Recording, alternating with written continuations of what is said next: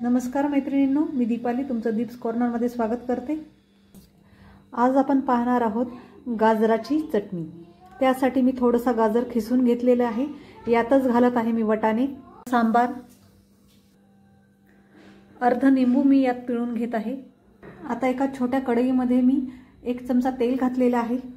यात घालत आहे मी थोडीशी मोहरी, थोडंसं जिरं, 2 हिरव्या मिरच्या मी बारीक चिरून घेतल्या आणि थोडासा कढीपत्ता। आता ही फोडणी आपण ह्या गाजराच्या चटणीमध्ये घालत आहोत। आता यातच घालत आहोत आपण चवीपुरतं मीठ आणि थोडीशी साखर। आता हे सगळं साहित्य आपण मिक्स करून घेऊ।